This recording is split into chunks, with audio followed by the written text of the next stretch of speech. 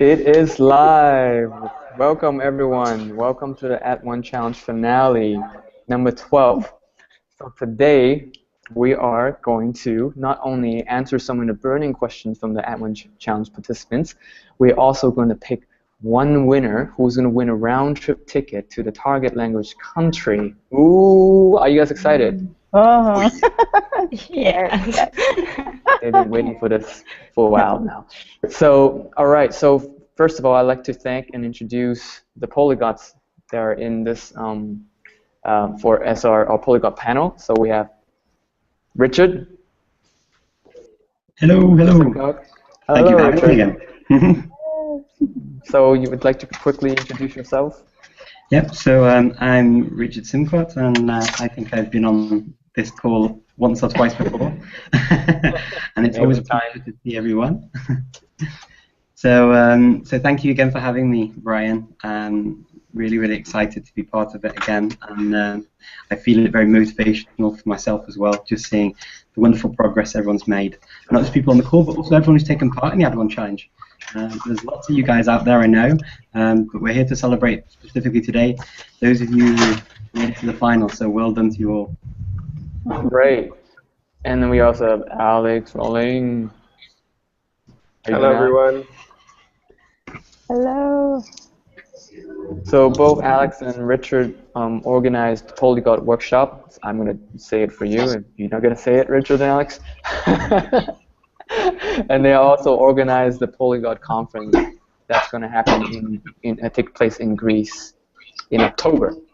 So if you're not speaking, please unmute your mic so that we don't hear the background noise. Okay. So now we're going to jump right into the burning questions that you have so far from the Add1 participants. So in here, anybody wants to ask Richard or Alex a question? Tons of questions. Okay, go ahead. Okay. Go with one, just one, okay? You mute yourself. We can't hear you now. Oh, okay. Okay, now I can hear you. Go ahead. Okay. My question is I started a language that has many facets to it. It's not straightforward Arabic, and when you're just jumping in and you don't do the research, you find yourself swimming all over the place. I do think Add1Challenge because it definitely kept you focused, but if someone didn't have Add1Challenge and they ran into this, how would they be able to just narrow it down? Because Arabic has many aspects. The dialects are different in different areas. Will I encounter that again with another language? Is Arabic the only language where, you know, you had all these choices thrown at you at once? Do you want Egyptian? Do you want Levantine? Do you want Fusha? Do you want to read? Do you want to watch? You're like, I don't know. But bottom line, I had to kind of put Egyptian Arabic to the side and learn Fusha because it was far more important for me to learn how to read. I would, which I'm adoring, and I'm glad I went that way. But it has slowed down my. So your question? Are there other languages like that we'll encounter? Because I'm not just going to do Arabic. Richard? Just to say, Arabic is a special one in that way, I think. So I don't think there's any other language quite like Arabic in terms of, you sort of have a standard written language that's used in schools and on TV and things, and then you have different dialects spoken in each individual country, and no one really uses the Fusha in normal daily speech. I think it's quite unique in that way. The only thing I'm thinking is, in Chinese has writing that will be used by different speakers. They may use the same signs and pronounce them differently. And I think that's probably one of the reasons why we talk about Chinese dialects and not languages, whereas really they're more like languages. But you don't have, it's not in the same way as Arabic, and you don't have that. You don't have to make those kinds of choices. You decide, I'm going to learn Mandarin, or I'm going to learn Cantonese, or I'm going to learn Taiwanese, or whatever you want to learn, and you go for it.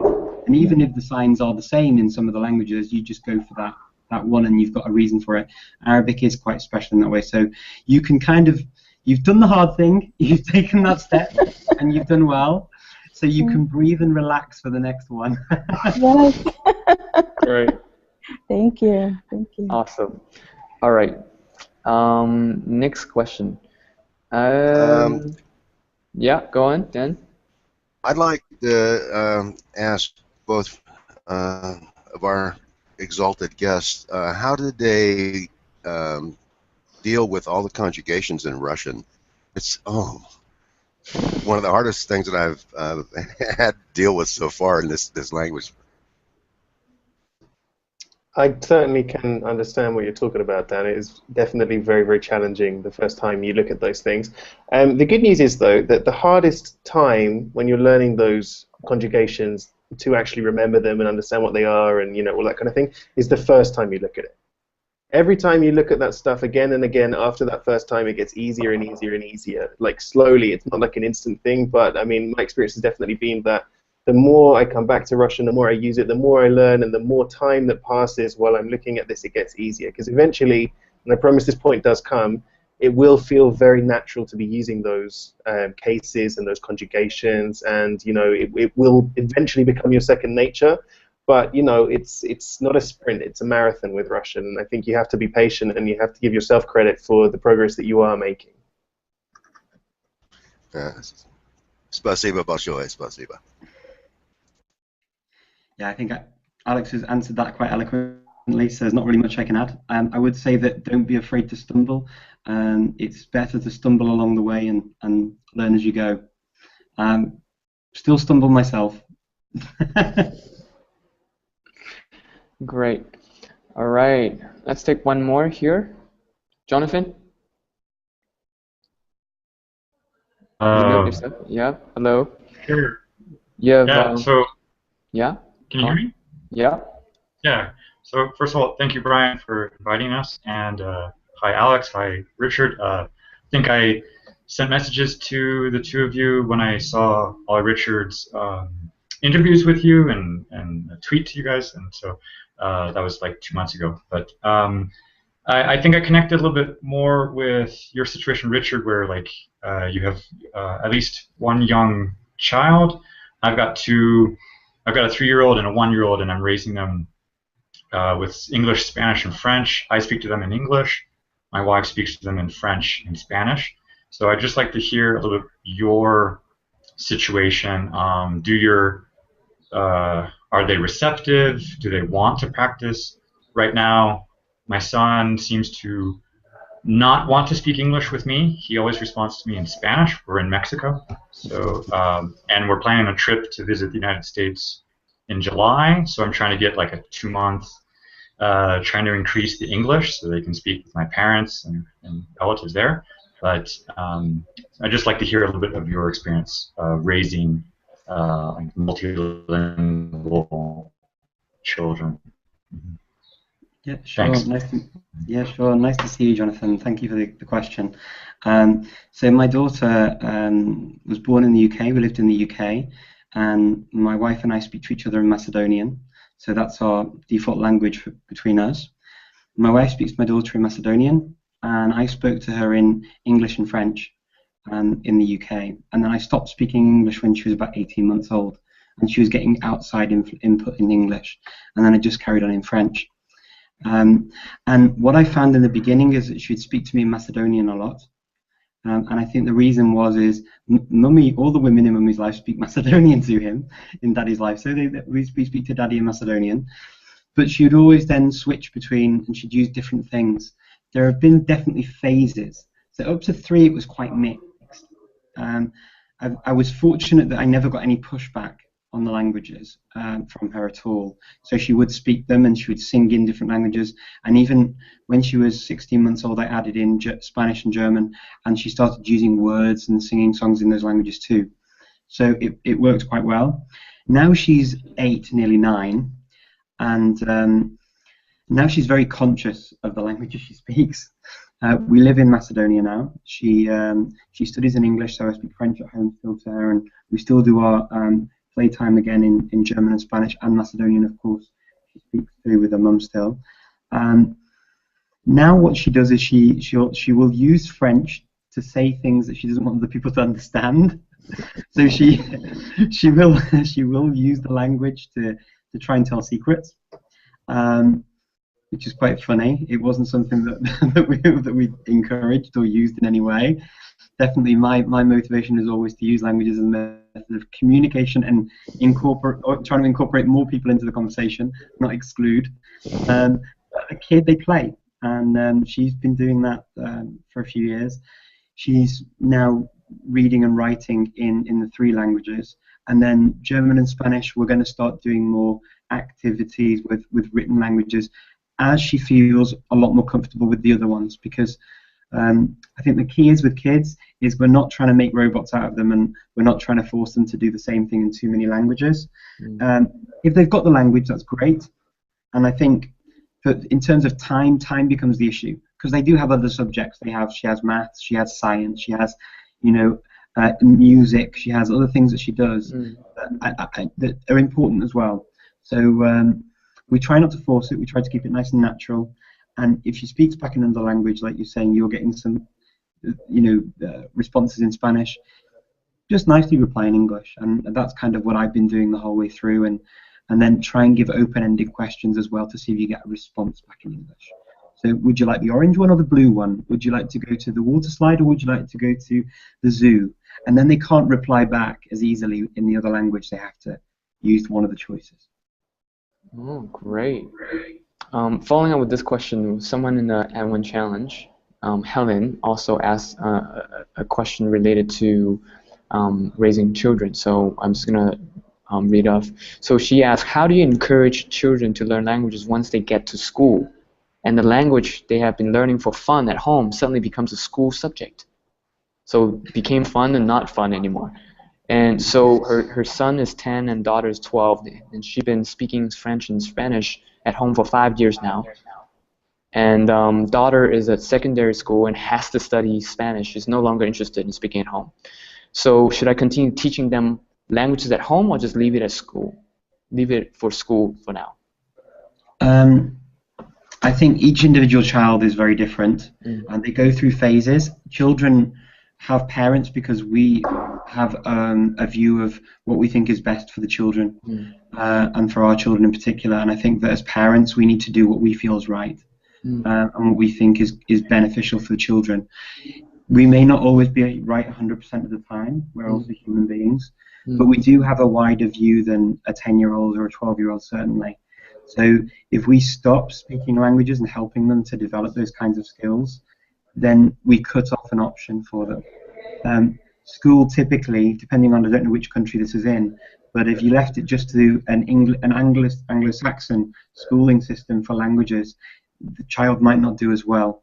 Alex might have some words on this actually, because if he went through this at home with Greek, didn't you, Alex?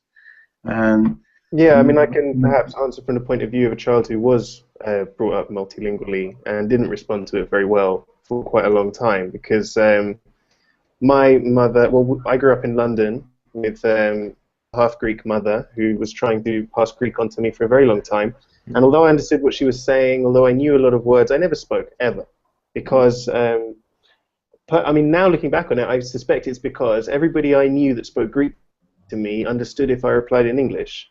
So I never met anyone with whom I actually needed to speak Greek to, right? Like, even if they spoke Greek to me and I spoke back in English, we were still having a conversation. So for my child's mind, what was the problem? But there was a change when I was about 8, and it was on a long trip to Greece, when I was there for about 6 weeks in the summer with my relatives and with friends, a little bit like, Jonathan, what you've described maybe you're about to do in the US, where for the first time I met Greek people who didn't speak English, and then for the first time I had to actually speak this language. And ever since then, I took a lot more interest in Greek. I wouldn't say that I was bilingual in the sense that I spoke it as well as I spoke English, but in the years since then, I've really taken an interest and spoken a lot, learned a lot, and also taken an interest in languages in general. So my mother, I know she despaired a lot from the point of view of what's not working, why isn't he responding, why isn't he speaking? But she just gave me time, and I think that was quite important, to just give me a bit of space to develop personally and to decide I wanted to learn these languages. And then once I'd made that decision, the whole thing worked a lot better. Beautiful, beautiful. Wow, I found this discussion very fascinating, even though I'm far from having a child myself. But this is great. I love this discussion. Okay, so let's see. Let's take a question from the people who subscribe to the Add1Challenge community. When do you consider yourself fluent in any language? Do you think speaking about any topic in details comfortably means that you're fluent, or only the topics you're interested in? Ooh, the fluency topic. What do you guys think? I think there isn't really a magic moment where all of a sudden everything's okay and you can throw your books away and it's like you've never even learned the language in the first place. I think this is one of the things that we have to make peace with if we want to learn languages as an idea, which is that language learning never stops, and no matter how much you learn, there's always going to be more that you can learn. Okay. Once you accept that and you understand it, then you can really have a lot of fun learning languages and you can enjoy making progress, but it is important to kind of get there first. In terms of fluency, I think you become fluent in specific areas and on specific topics, one at a time. It's you can be fluent, for example, ordering things in a restaurant, but then when you turn on the news, you don't understand what they're saying. It doesn't make you not fluent in being able to order things in restaurant and that kind of conversational language, but it means that you do need to do a bit more work in order to reach those other higher levels. So, I think we can't see this as one single thing, as one single goal that we reach. We aim for fluency in specific topic areas, bit by bit. We accept that we're always going to have to be learning more as we go along, and like that, you can sit back and enjoy it, and before you know it, someone will be describing you as fluent in that language. Cool. I think exactly what Alex said, but for me there were, I remember times when I've learned languages where I felt the click. And those kinds of things that happen are, I'm doing something, the radio's on, and I understand what's going on in the background in the language. They're the kinds of things that happen that make me feel that I've reached that epiphany point of, oh my God, it all makes sense. Not only have I built up these topics of fluency, but now they're all joined together and I can understand it in the background. I'm actually going through conversations on various topics, living in an environment and going through that every day. So there are definitely elements of my life where I've actually had that feeling of, that's it, I've cracked it. I'm not perfect, there's more to learn, but I've cracked it. I feel I've turned a corner. In my experience, though, you can have those moments, and then before you know it, the next day, you can slide straight back again and feel like, oh, hang on, I don't understand anything. So I think it's something ongoing. Wouldn't you agree, Richard? I mean, you definitely have moments where you feel like you've got big successes and you feel like you understand what's going on. You also can slide back. You do have that the next day. That you do definitely have that, and I think, to my mind, that is definitely something that occurs, and you can feel that you're really, really good, and then 6 years later, all of a sudden you're on a completely new level again, miles and miles away from where you were and you thought you were good then. But if we talk in the generic terms of fluency that people tend to understand, I think, outside of the community where we can overanalyze it, that kind of, the first click for me is that. The first click is really when I start talking, and the second click is understanding what's going on around me. On the radio, when the radio's on and I pick up on a news story in the background, little things like that give me those clicks. But definitely, it's an ongoing process. Everything Alex said I agree with. I would just say that they're the feelings that I pick up on as I go through the processes. Great. All right, let's do one last question in the group here. Anybody have any other question? I do. All right. So my question for everybody. So right now I am doing the Add1Challenge for Espanol, and I've been having a lot of trouble with keeping my motivation up. I've still been going at it, pretty consistently. But the trouble that I'm having is that I'm really missing Italian because I have not been practicing it as much because my focus has been on Spanish. But I'm having, I think one of the problems that I'm coming to is that I'm having trouble kind of balancing studying both Italian and Spanish at the same time. I know I've watched Luca Lamperino, I think that's what his last name is, I forget right now. Anyway, but he basically gave out the rule that you do 80% of the one that you're just learning and then 20% towards the one that you have a competency at. And I just kind of wanted to get everybody else's opinion about how do you go about balancing that without getting yourself burnt out?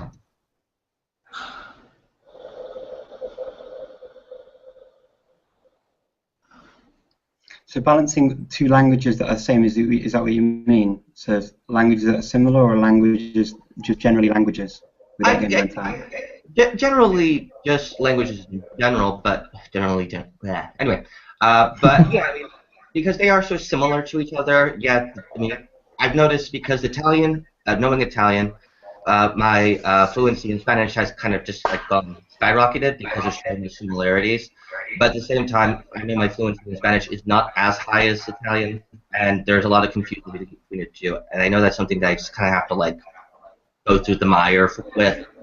But yeah, I hope that answered that. Yeah, I think that to my mind, getting more languages in definitely is a lifestyle after a while, because your life needs to revolve around them, or your life needs to be molded around the languages and the languages you have around you to keep them up. So that becomes just really part of your normal life. It's like whenever I hear people talk about going on a diet, if you go on a diet and it's a diet, you're doing it because you want to be thin, you want to eat, or you're supposed to cut out sugar for diabetes, or whatever you're doing. It can't be something you do for a month and then that's it, and then you go back to eating pies and crisps. You need to keep that up over and over again, over the long term, and so it becomes a lifestyle choice exactly in the same way. So you make changes to your life, or there are changes often that you want to make, of course.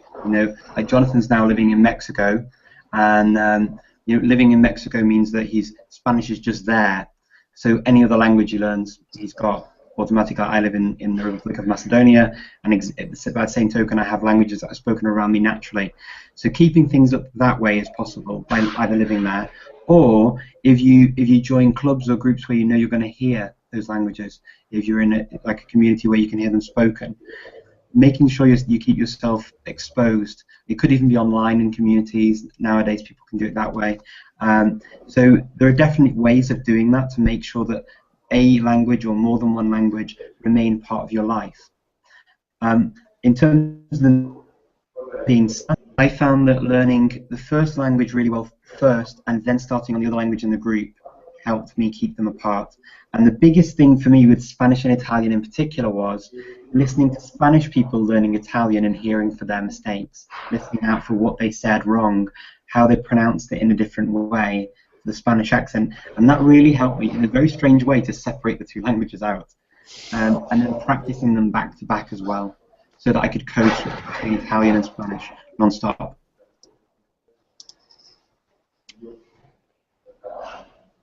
Alex? Yeah, well, I echo a lot of what Richard says, but I also just want to say, Troy, that I think it's okay to have a favourite language out of the two as well. And if, like what it sounds like to me, you really like Italian, there's no reason why you should drop that in favour of learning Spanish. Like Richard said, I mean, get your Italian up to a really, really good level, and then you can kind of dip in and out of Spanish when you feel like it, if that's what you really feel like you'd like to do. I think we can't keep all of our languages on the same level, and we can't have the same level of enthusiasm for all of our different languages. We do have preferences, so embrace that. That's a great distinction. Great. So now let's move on to the second part of the finale. So first of all, this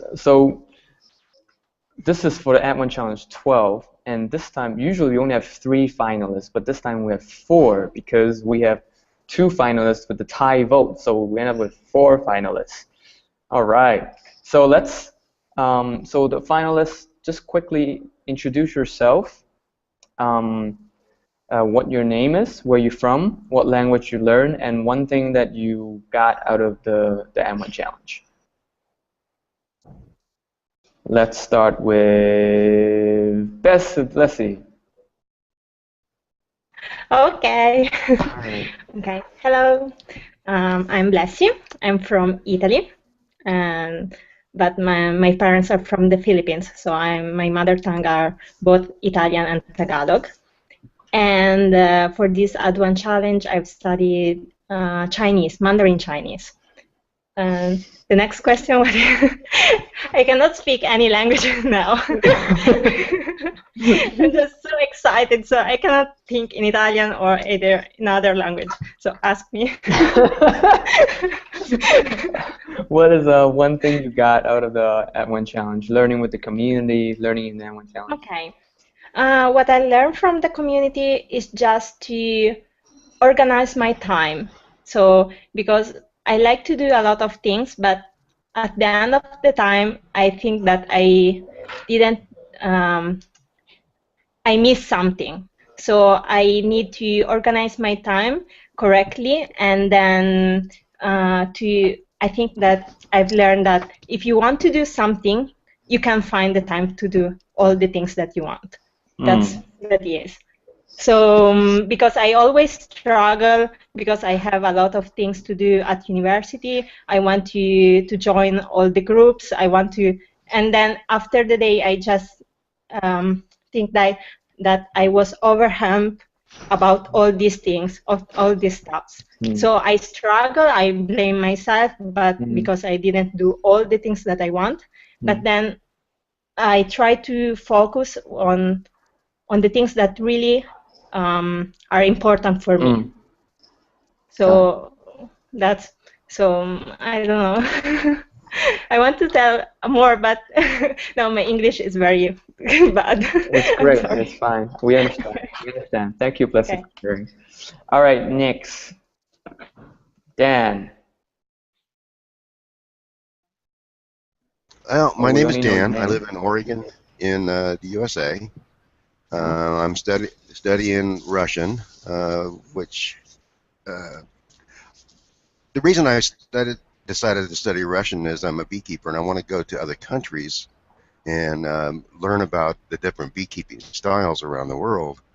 And I've always wanted to go to Eastern Europe, so I combined that desire with language learning and realized that it would be much easier for me to learn a language than find people in other countries that are beekeepers as well as English speakers. So I think there's actually two things that I really learned in the Add1Challenge that helped me. One was that learning in a community environment is much, much easier than learning on your own. I've been struggling for 2 years trying to learn Russian on my own, and until I got into nothing was really happening. The other thing is being in that community environment, especially with other Russian learners, was able to get my focus onto the language and off of the other distractions that I have in my life. I don't think I could have done that without having other Russian learners as well as the Add1 community. So Brian, thank you very much for putting this all together. I greatly appreciate it. Thank you. Thank you for participating. Thank you for your contribution. All right, next. Yay. Yay. Okay. Like Blessy and Dan said, there's a ton of things you learn, but to focus on one, it's hard. I would say for me, I did this So, because. one second, where are you from? Yes, yes. Okay, my name is Gay, and I'm from Maryland. I live in the Washington, D.C. area, and I teach English as a second language to adults. Most of my students are from El Salvador, and this is the whole reason I got into it, is to learn what they need to learn. Because I teach English for years. I've been doing it for years, but some students just don't progress, and you want to know why. So I think from the Add1Challenge, for me, for them, what's important is having the support. Their community is so huge here. They don't have to learn English, but they need that support to push them, to encourage them, because I don't really feel they have it as much. Plus, we cater to them. And the other thing is, you have to be consistent. You have to use it as often as you can. Find a way, somehow, something that would keep you interested each day as you go, a little bit.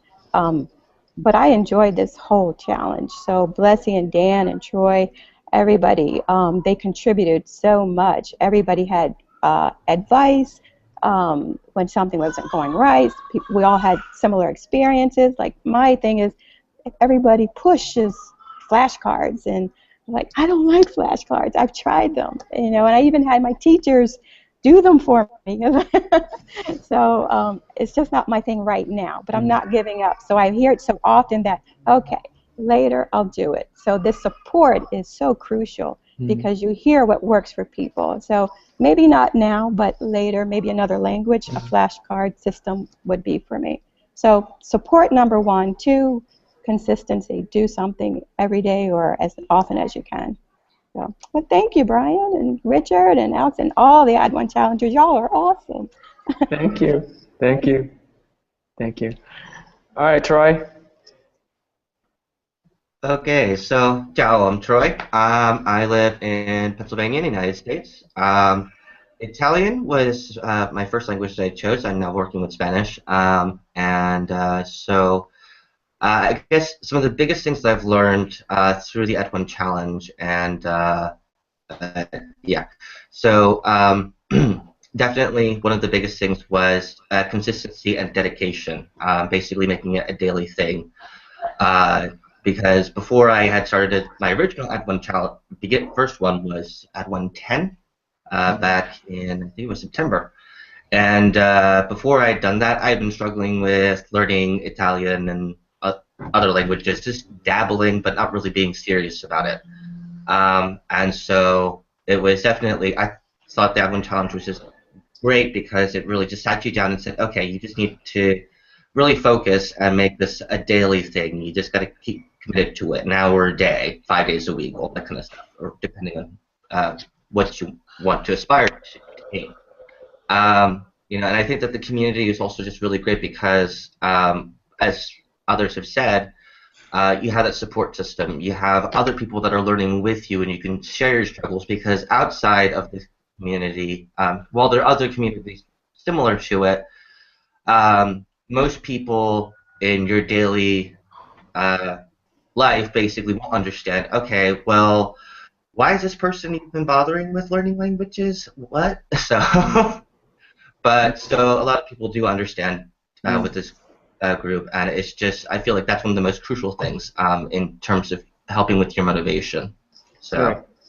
Great. Thank you, Troy. All right, so before we announce the winner, Richard and Alex, is there anything you want to say to the finalists? I'll go then. I'll be a gentleman and just go first. Just to say, I think you've all done such a fantastic job, and exactly what you've said actually now is it's that community and really supporting each other and being there and, you know, cheering and championing when you're doing well, and pushing you forward and championing you to carry on when you're having those low moments and you know you feel your motivation sink, because we all have those. And I think the important thing is that with the community environment, you all realize and recognize that actually, you know what, these feelings that I have and me not doing well one week and me, you know, going off the studies for a day, it's normal. Everyone does it. Everyone has that time. Everyone has things that, you know, we all have things that come up, and it helps us to recognize that. And all I've seen throughout the videos, you know, watching your progress it's been really motivational for me, and it's just, you know, all of you have got a great deal out of it, and it's evident from the progress you've made in your languages. You know, thank you for letting me be part of this and for sharing your stories and you know, seeing how well you're all getting on. It's really, really nice to see. Well done. Thank you, Richard. All right, Alex. Yeah, I'm also, I mean, it's been really great for me to look at all of your videos and read all about your progress. Like Richard, I've also really enjoyed sharing these stories with you guys, that you have all achieved a lot in the last couple of months that you've been doing this. And you should be really proud of that, but I hope you also are thinking about what happens tomorrow and what happens as we move forward from this challenge. I'm sure many of you will take the Add1 Challenge again, as so many participants have with Brian, because it works for them so well. But, you know, 3 months is a really good amount of time to be making a strong push for learning languages. But like we've been saying, the real challenge lies in the years ahead about how you really make this work and how you convert this really good feeling, this really, enthusiastic, positive work you've been doing for this language, and how you make that into results in the long term. And I hope you'll all keep learning languages. I hope all of the habits that you've picked up over these last 3 months will stay with you as you learn languages in the future. And I wish you all the best of luck. All right. Ooh, that was great, guys. So with that said,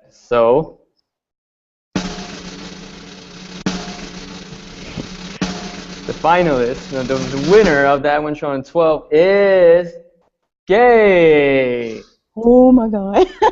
Yay. Oh, thank you.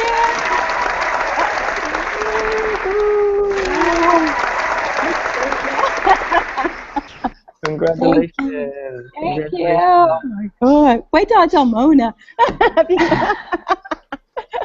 Oh my gosh. Oh, this is fabulous. Thank you all for the support and the votes. And you've got a tough job because there are a lot of people out there that could have easily been here. Oh my God. I want to thank everybody. Thank you. I'll mute my microphone. No. Don't mute your microphone. So do you have any plans or anything? Oh, gosh. I definitely am going to Cairo. It just might be sooner than later. My plan was like a year from now. But I wanted to also go to the Polyglot Conference in Berlin, so I might kind of encompass all of that together. So next year. Yeah, but I definitely want to hop on the Egyptian dialect right away. Got it. Oh gosh. Congratulations. Thank you. So that's it for now, and to end, I want to thank again Alex and Richard for joining us, and a special announcement is that we are going to launch our next Add1Challenge pretty soon, and Alex, Richard, and I are going to partner and do something really exciting for the next Add1Challenge, which is the Polyglot Conference, and the Add1Challenge is going to do something really exciting together. So we are going to announce that in a week or so, about a week or so. So stay tuned. And you haven't registered for the sign up to get notified yet, go to add1challenge.com. And if you want to learn more about Richard and Alex, go to, is it Polyglot Workshop? You can go, I think, go to the polyglotconference.com, polyglotworkshops.com. You can find me on Speaking Fluently on Facebook as well, just Speaking Fluently as a page. And I'll let Alex introduce himself. I won't market him. Where will you find Alex? Yeah, well, I run a website, rawlangs.com, and also a Facebook page, facebook.com/rawlangs. So I look forward to seeing some of you there. All right, great. So thank you so much for joining. It was a lot. It's a lot of fun, and I look forward to seeing you next time. Take care. Bye. Bye, everyone. Well done, everyone. Bye-bye.